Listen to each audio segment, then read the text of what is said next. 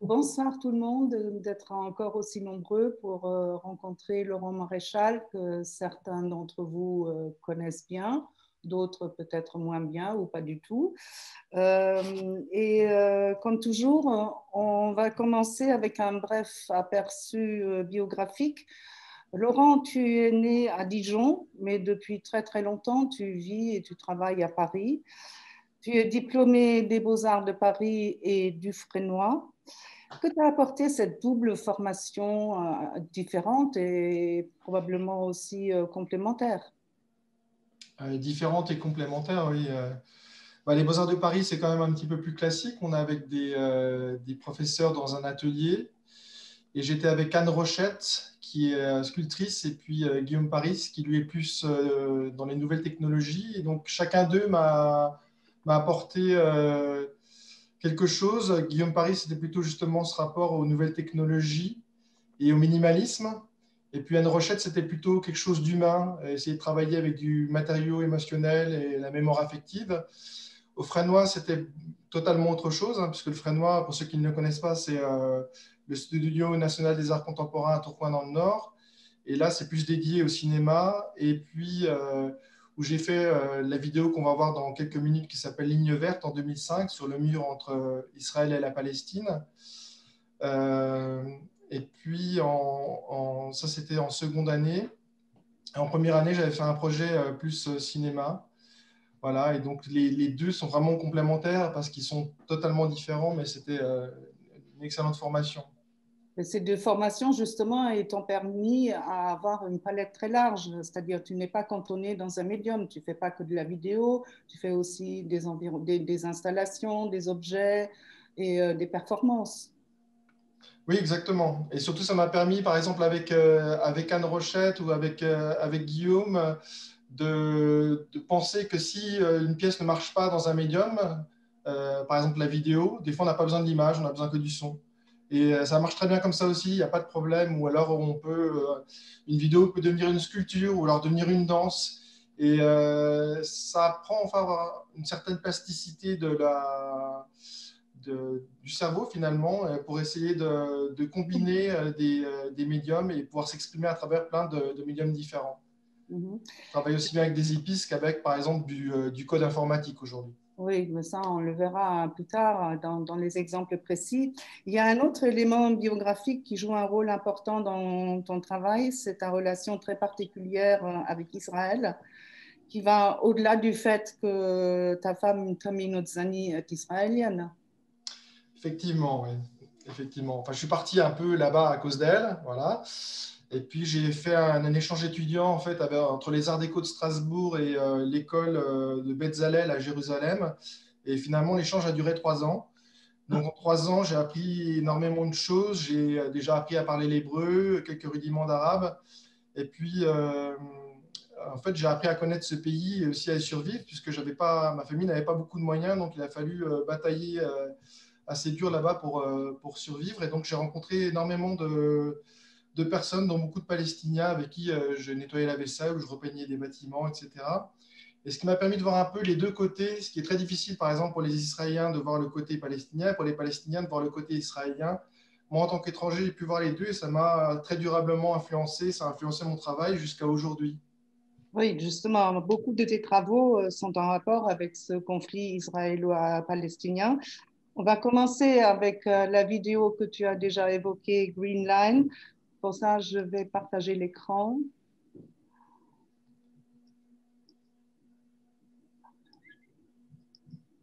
Donc, pour replacer le contexte, elle a été produite en 2005 par le Fresnoy.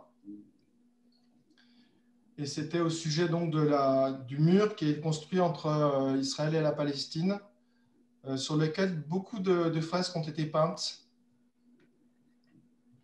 Oui, c'est très embêtant parce que là, j'ai pas pu optimiser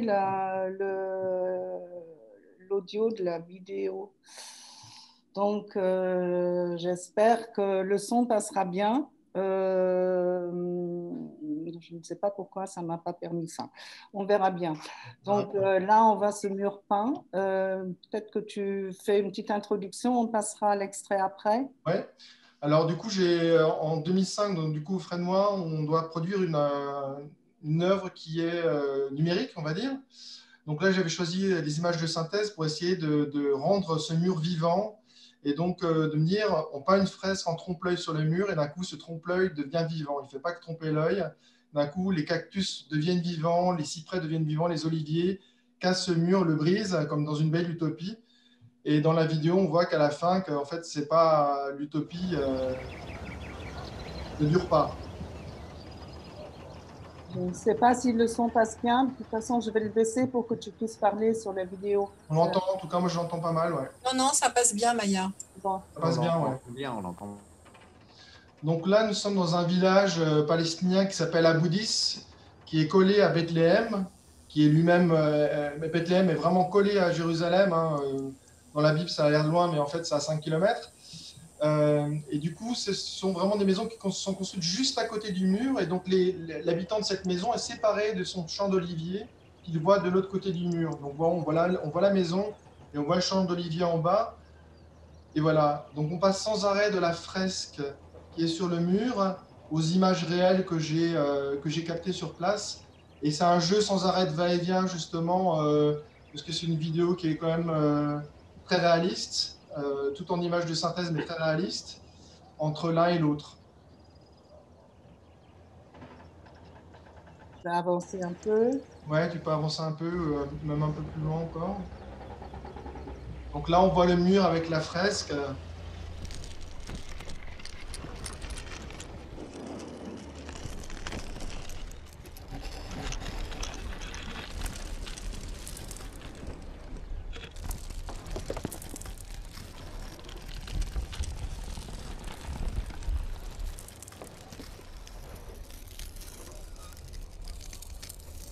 Ça, tout ça, c'est des images virtuelles que tu as. Ça, c'est que des images virtuelles, oui, bien sûr. Ouais, ouais.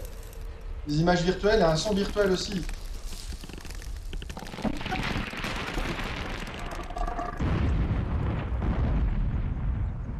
Même si évidemment ça a l'air très vrai, mais il y a des gens qui m'ont posé la question, tu as vraiment cassé le mur entre la Palestine et Israël? Voilà. Donc, c'est une vidéo qui a énormément tourné en festival, elle a fait plus de 150 festivals et a reçu plusieurs prix et récompenses. Et elle a été exposée dans pas mal d'endroits, dont la Maison Rouge, forcément le Frénois, et puis aussi la Casa de América à Madrid, entre autres choses. Voilà. Donc, ça, c'était un green line. Et on va passer à une autre vidéo dont on ne va pas montrer des extraits, mais uniquement des images. Donc, après la green line, il y avait la white line en 2007, qui est plutôt une performance filmée. Et on dirait un clin d'œil à Francis Alice, qui avait fait une performance à Jérusalem en 2004, où il avait arpenté la frontière en la marquant avec de la peinture verte. Le titre était justement Green Line, comme ta première vidéo. Et en quoi ta White Line se différencie-t-elle de la performance de Francis Alice? On ne t'entend pas là. On n'entend pas. Le micro là, tu m'entends? Oui, là on entend, oui. Pardon. Donc, comme on voit sur les images, en fait, je suis en train de passer au milieu du terrain de foot des enfants du village. Et le lendemain, en fait, de mon passage pour tracer cette ligne blanche qui représentait l'endroit où allait être construit le mur, le lendemain de la vidéo, tout était détruit par les bulldozers. Voilà, pour vous dire un peu le contexte dans lequel je l'ai fait. Et là, on voit bien, par exemple, la ligne blanche, c'est l'endroit où était construit le mur depuis dans ce village. Et on voit très bien, très clairement, que c'est construit en plein milieu d'une oliveraie et que ça sépare donc les habitants de leur terre. Voilà. Alors, en quoi ça se différencie de la vidéo de Francis Alice? C'est assez simple. Déjà, Francis Alice a repris la ligne de 1967, qui est reconnue internationalement. Il voulait dénoncer le fait que les Israéliens violaient cette ligne, alors que moi, je construis une ligne qui, en fait, n'est pas encore dessinée, sauf sur des plans qu'il faut vraiment s'être procuré auprès de l'armée par l'avocat de la défense du village. Et donc, cette ligne n'est pas encore dessinée. C'est ça la différence. Et moi, j'annonce, en fait, je dénonce ce qui va être fait, en fait, pas ce qui a déjà été fait. Et je pense que ça, c'est une grande différence au niveau politique. L'autre différence, c'est que dans la vidéo, je me fais arrêter par les villageois, en fait, qui carrément prennent mon sac, jettent mon sac, qui est plein de chaux, hein, et me virent carrément du village. Là, on le voit à la fin, la vidéo se finit comme ça. Donc, c'est quand même assez différent de Francis Alice, dans lequel, par exemple, il n'y a pas d'interaction avec les gens du cru. Mhm.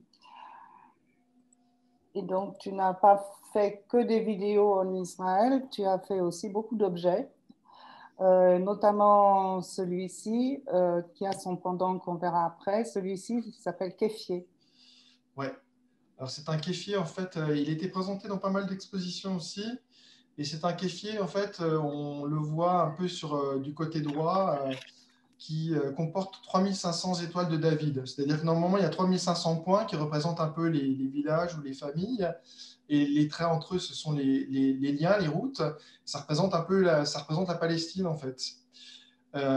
Et donc moi, par provocation, et puis parce que c'était un peu le mythe politique à l'époque du Grand Israël, j'ai voulu en fait broder ces étoiles de David pour un peu dénoncer le fait que des colons israéliens s'arrogent des territoires palestiniens. Voilà. Mais quand c'est présenté comme ça, il faut vraiment aller voir l'objet de plus près pour se rendre compte qu'il y a des étoiles de David. Sinon, on passe à côté. Et ce qui se passe ailleurs la plupart du temps. Les gens passent à côté du kéfier qui était comme ça dans l'exposition sans même y prêter attention. Mhm. Et il y a le pendant, donc la kippa. Voilà. Donc, pour mettre tout le monde d'accord, pourquoi ne pas faire une kippa? Vous avez des kippas Real de Madrid, hein, vous avez des kippas Nike, vous avez des kippas de toutes les formes, de toutes les couleurs, de toutes les sortes. Je me suis dit, pourquoi pas une kippa kéfier? Ce serait pas mal. Et comme la kippa est quand même le symbole de Dieu hein, dans la religion juive, du Dieu qui domine les hommes et qui sert d'une sorte de coupole, du coup là c'est le symbole de la résistance palestinienne qui sert de coupole. Donc évidemment c'est pas le genre d'objet qui plaît à tout le monde, ni le kéfier d'ailleurs, hein, mais c'était aussi pour renvoyer les symboles à des symboles. Et puis finalement, en fait, ces espèces d'objets hybrides qui montrent que les symboles peuvent, on peut jouer avec, on peut les métisser, on peut les hybrider pour en faire autre chose et parler, aller un peu plus loin que ces symboles et parler d'autre chose. Et là, c'est encore un autre objet, matzah, ça s'appelle matzah. Matzah, ouais, c'est du parasime. Oui. Donc, on le voit ici d'en haut et puis de profil. Donc, il est Ouais. percé de plein d'aiguilles. Il y a, je ne sais plus, 613, je crois, aiguilles qui percent le parasime. En fait, le parasime, il est cuit en 17 secondes et il y a des petites roues crantées qui évitent qu'il lève. Donc, il y a plein de petits trous dedans. Et je me suis dit, pour poursuivre l'acupuncture, je vais mettre des petites aiguilles dedans. Comme ça, au moins, ça justifiera les trous, la présence des trous. Et il se trouve que je déteste le parasime, donc ça me parlait bien, en fait. Voilà. Et du coup, on a l'impression d'un objet qui tient comme ça un peu en lévitation et qui, malgré tous ces trous percés, tient encore. Donc, matzah est un objet fait avec un aliment emblématique juif. Ouais.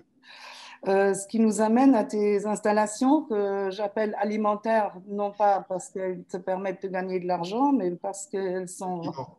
faites de matière alimentaire. Je devrais peut-être faire payer au kilo d'épices ou de. Voilà. Donc la première est carpet qu'on voit ici. Donc c'est Ouais. un tapis, mais c'est un tapis très spécial. C'est un tapis très spécial puisque c'est un tapis comestible. Et du coup, la couche que vous voyez en dessous qui est beige, c'est 1 centimètre de houmous. Donc à manger, hein, bien sûr, parce que vous voyez tous les petits coussins qui sont autour, c'était pour inviter les gens à manger. Et tout ce que vous voyez dessus, ce sont des épices. Il y a du cumin, du za'atar, c'est le vert, et le rouge foncé, c'est du sumac, qui est un petit peu acidulé, qui remplace le citron dans les salades. Et du coup, les motifs viennent de la broderie traditionnelle palestinienne, et chaque motif, en fait, est un symbole. Les petits arbres qui sont tout autour sur la frise, ce sont des cyprès. Les palmes que vous voyez au chaque coin, ce sont des palmes de palmier. Et les étoiles qui sont au centre, c'est les étoiles de Bethléem. Voilà. Donc, c'était vraiment pour parler de cette broderie palestinienne qui a du mal à se transmettre maintenant à la nouvelle génération parce que déjà, ça disparaît un peu comme tous les arts traditionnels un peu partout dans le monde, mais aussi à cause évidemment de l'occupation, parce que les femmes ont énormément du mal à transmettre et parce que beaucoup de femmes aussi vivent dans des camps en Jordanie, au sud du Liban. Et du coup, je parlais de ça, de la difficulté de transmettre cette idée. Donc Donc, là, en fait, on le transmettait en mangeant. donc, tu as dit que c'était un tapis comestible et effectivement, tu as organisé des soirées autour de ce tapis où tu as invité des gens à le manger. C'est ça, avec du pain pita et puis quelques olives, et c'était délicieux. Voilà. Et là, on se trouve où?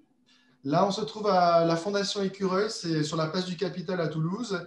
Et tous les gens qui sont assis autour, ce sont les plus gros clients en fait, du sud-ouest de la France. Donc, il y avait des dirigeants d'Airbus, un cancérologue, un cardiologue, voilà, des gens du CHU de Toulouse. C'était assez drôle et c'était assez amusant de voir à quel point au début ils étaient un peu coincés et au fur et à mesure on a bien parlé et beaucoup est allé au Moyen-Orient et donc passé par la Palestine, la Jordanie et donc ça leur parlait beaucoup, les odeurs, les parfums et ils étaient très heureux d'avoir voyagé un peu avec cette pièce. Et puis, il y a Beatty. Alors ça, c'est une de tes œuvres majeures que tu as déclinées en plusieurs endroits Ouais, et de plusieurs manières. Donc là, on voit cet autre tapis, mais qui est aussi un plan de maison oui, exactement. au CAPC de Bordeaux. C'est ça. Ouais, j'avais été invité au CAPC de Bordeaux par un autre musée qui s'appelle le Van Abbe Museum, qui se situe à Eindhoven en Hollande. Et il m'avait invité à participer. Là, en fait, la pièce, ça a l'air d'être une maquette, mais en fait, elle fait 42 mètres carrés. Donc, la taille d'un appartement. Et en fait, on voit vraiment toutes les réserves qui sont dessinées dessus, que vous voyez en noir, ce sont les murs, en fait. Et donc, il y a vraiment une entrée. La première petite pièce à gauche, ce sont les toilettes. Ensuite, la salle de bain, la cuisine. Et puis, il y a la chambre et le salon. Et il y a même l'usure un peu, si vous regardez au sol, du passage du temps, en fait. Et la paix s'appelle Beiti parce que Beiti, ça veut dire ma maison en arabe et en hébreu. C'est la même chose puisque ça vient de l'araméen, c'est la même racine. Et donc, c'est une maison vraiment à partager à deux, avec toute la fragilité que peut avoir cette maison, puisque là, elle est aussi fragile qu'une aile de papillon, puisqu'il y a quelques millimètres finalement d'épices. Donc, ça sent évidemment très très fort. Et les motifs, vous les reconnaissez sans doute, ce sont les motifs de carreaux ciment qu'on trouve en France dans tous les entrées d'immeubles parisiens, hein, par exemple. Mais là-bas, on les trouve aussi. Sauf qu'ils ont été légèrement modifiés parce qu'ils ont été remis au goût du jour. Et finalement, ces motifs, quand ils sont apparus au milieu du 19e siècle, ils ont été très influencés par l'islam parce que c'était l'époque de l'orientalisme. Et finalement, ils sont repartis de France pour refaire le tour de la Méditerranée et revenir un peu à ses origines en Palestine. Et ça doit être un travail incroyable pour constituer ce plan de maison tout en épices, en plus avec des motifs divers. Combien de temps, par exemple, et là c'est au Van Abbe Museum d'Eindhoven où j'étais allée, ça sentait effectivement très fort, les épices. Mais combien de temps tu as mis pour fabriquer cette installation? Alors, normalement, on met à peu près une semaine, 5 jours, et on est 6 personnes. Voilà. Donc, Mhm. ça met vraiment beaucoup de temps et on y passe 10 heures par jour. Enfin, c'est très, très long. Et c'est très physique aussi parce qu'on est à genoux en train de saupoudrer des épices. Et on utilise des pochoirs. Il y a un pochoir par épice, hein, donc un pochoir par couleur. Et au fur et à mesure, couche par couche, on vient saupoudrer en fait ce tapis d'épices. Et il faut être extrêmement délicat, minutieux. Donc c'est un travail zen et de longue haleine. Et il a travaillé autour du monde pratiquement, parce que donc, tu l'as montré à Ouais. Bordeaux, à Eindhoven, à Londres, au Victoria and Albert Museum, et où encore? Je l'ai montré aussi au Manège, qui est le principal centre d'art en Russie, à Moscou, à côté de la place Rouge, au musée de l'Ermitage, pas celui de Saint-Pétersbourg, mais celui de Kazan. Je l'ai montré aussi à la Biennale de Sharjah, au musée d'art islamique de la ville de Sharjah, dans les Émirats. Et puis je l'ai montré à la galerie de la Librairie nationale de Singapour. voilà, à Singapour. Et la pièce fait partie de la collection du Van Abbe Museum à Eindhoven, Mhm. voilà, qui le présente régulièrement. Donc, on va passer à un autre aspect de ton travail aussi très important qui tourne autour du langage, des langues et du texte et de l'écrit. Donc, voici un premier exemple. C'est à la recherche des temps Temps perdus perdu. d'après Marcel Proust. On va l'ouvrir, le livre, pour qu'on voit ce que tu as fait. Voilà, pour comprendre en fait. Alors, à la recherche des temps perdus, je me suis dit que j'allais faire une sorte de Proust pour les nuls et que j'allais aider les gens à trouver le mot temps à l'intérieur. Et donc, j'ai isolé uniquement les phrases qui contenaient le mot temps. Donc, il y a des phrases comme par exemple des pages 212-213, il n'y a pas le mot temps, ce qui est très rare dans le dernier volume de la recherche du temps perdu de Marcel Proust. Et en fait, je me suis aperçu qu'il y avait énormément le mot temps dans le dernier volume de la recherche. C'est pas pour rien que ça s'appelle le temps retrouvé. Et en isolant toutes ces phrases, on se rend compte du rapport totalement obsessif de Marcel Proust pour le temps, qui part de la Madeleine et qui arrive en fait jusqu'au bout. Et dans la dernière page de ce livre, il y a 7 fois le mot temps et le dernier mot de la recherche du temps perdu, enfin de toute la recherche, au bout de 2500 pages, c'est temps. Donc ça mettait en fait en exergue cette obsession et puis ça montrait aussi la longueur des phrases proustiennes et puis c'était une autre manière de le lire, c'était assez intéressant à faire. Et ça, c'est un autre projet qui s'appelle Sémataphore. Donc, ça fait référence au sémaphore. C'est fort, oui. Sémaphore des frères Chappe qui en fait utilisaient des bras mécaniques au début du 19e siècle pour communiquer avec des tours qui étaient disposées tous les 40 km, hein, ça servait à l'armée. C'était avant le télégraphe. Et je me suis dit, pourquoi faire uniquement pour les 2 bras? Pourquoi pas faire avec les 2 bras et les 2 jambes? Donc, je me suis amusé à faire un alphabet à danser. Donc, vous avez toutes sortes de positions. Alors, il y en a qui ne sont pas tout à fait évidents. Le cul, on écarte les bras et les jambes. Le D, ça devient un peu plus sportif. Euh, et si on regarde le test, qui est une sorte de test de vue à droite, on peut s'imaginer qu'au lieu de dire les mots, eh bien, en fait, on les danse. Enfin, on danse les lettres, en fait. Voilà. Est-ce que vous voyez bien cette lettre au milieu ou en bas à droite? Oui, je vais la voir, dansez-la. Voilà. Donc, c'était ça l'idée du projet. Je ne suis pas allé au bout parce que c'était trop proche de l'ouverture de l'exposition, mais je ne désespère pas de faire quelque chose avec une danseuse ou un danseur un jour. Mhm. Et là, c'est encore un autre projet. C'est un poème qui est projeté sur le sol. C'est Euh, ça.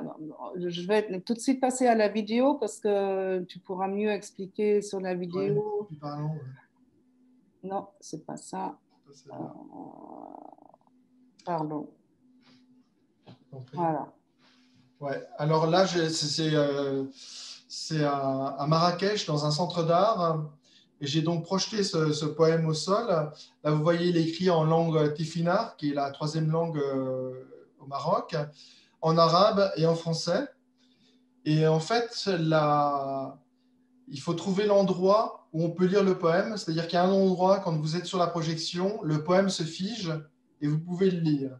Mais dès que vous bougez, vous voyez ça, les particules en fait qui forment les lettres redisparaissent et forment des sortes de dépressions qui tournent comme ça sur elles-mêmes. Et donc en fait l'idée c'était de se dire il faut trouver l'endroit d'où le texte va faire sens. Voilà. Et en gros trouver l'endroit qui va faire sens pour nous.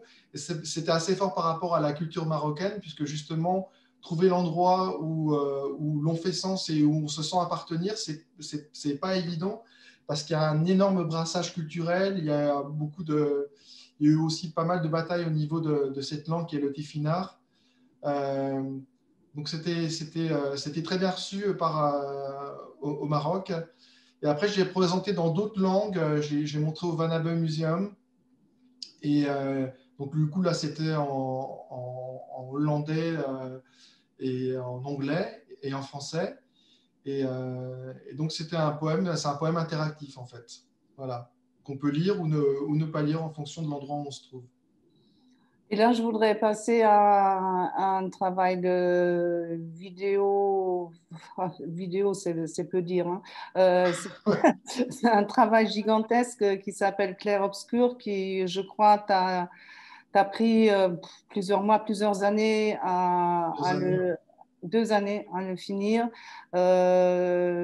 Donc, si tu peux nous le dire en quelques mots, parce qu'on n'a pas le temps Oui, bien sûr. d'embrasser toute l'étendue de ce projet. Oui, alors en fait, c'est un projet interactif, c'est une installation interactive. Là, on voit en fait le menu, on va dire, principal. C'est un peu comme un menu. Et vous voyez donc il y a une sorte de planète. Et chaque planète correspond à une thématique. Il y a 7 thématiques.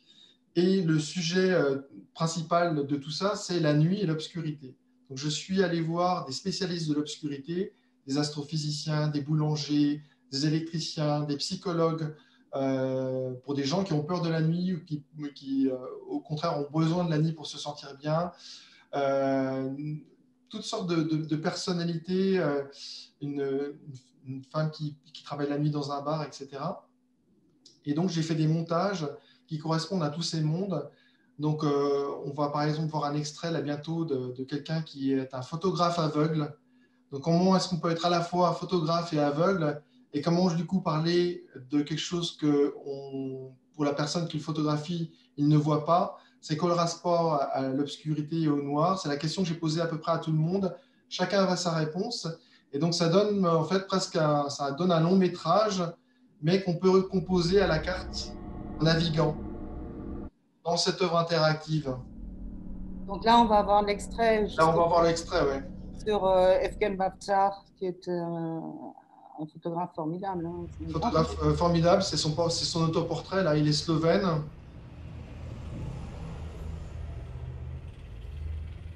Moi, je trouve que ça nous parle beaucoup du rapport qu'on a, nous, voyants, sur le visuel et on est inondé de visuels. Enfin, c'est hyper présent, c'est tout le temps là.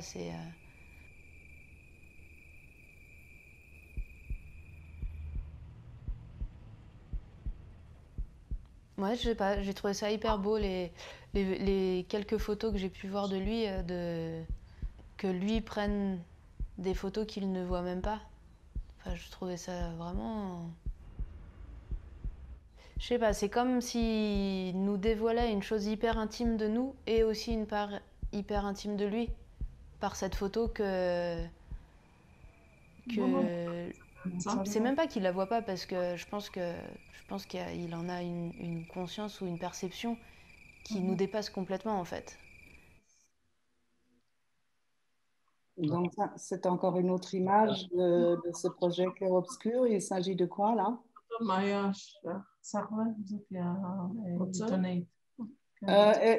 S'il vous plaît, vous pouvez couper vos micros et peut-être aussi vos vidéos quand vous mangez.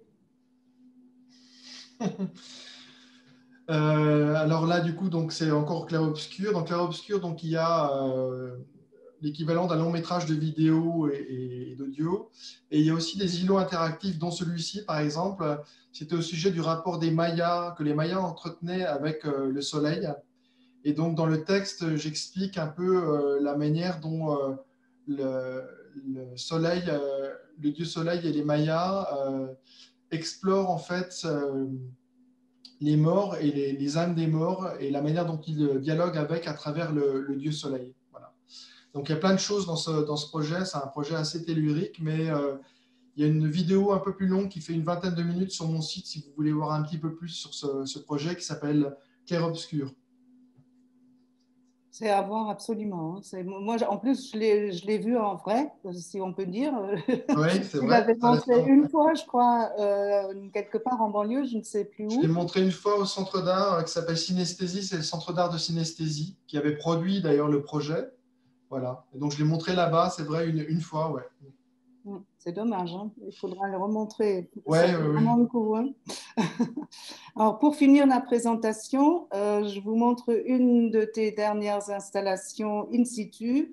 C'est un immense tapis organique de 70 mètres carrés environ que tu avais réalisé pour le printemps de septembre. dans l'Hôtel-Dieu de Toulouse. Et justement, tu vas le réactiver cet été. Ça nous donnera l'occasion de parler de tes projets juste après. Oui. Alors donc j'avais été invité par Christian Bernard, qui est le directeur du printemps de septembre à Toulouse, qui a lieu tous les 2 ans, qui est une biennale. Et là, on est dans une chapelle baroque avec du bois très chaud. On va autour. Les tableaux aussi sont à des dominantes chaudes. Et puis, toutes les fenêtres sont en arc. Il n'y a que des arches. Donc, c'est vraiment une chapelle baroque très flamboyante. Et du coup, je me suis dit, j'aimerais bien installer quelque chose qui va répondre à l'environnement. Et j'ai voulu construire quelque chose qui pourrait représenter quelque chose après Dieu, en fait, après cette espèce de chute des idéologies. Nietzsche disait Dieu est mort, mais du coup, qu'est-ce qu'il y a à la place? Voilà. Alors, on venait de trouver le premier trou noir et d'avoir les premières images. Donc, j'avais envie de matérialiser quelque chose qui nous aspire, et en même temps qui nous attire aussi parce que les épices étaient extrêmement fortes. On sentait même de l'extérieur du bâtiment les épices, on commençait à les sentir. Donc c'était enivrant parce que quand on tournait autour de la pièce aussi, on avait le sentiment d'être aspiré, attiré vers l'intérieur. Et en même temps, il y avait cette odeur qui attirait ou repoussait en même temps.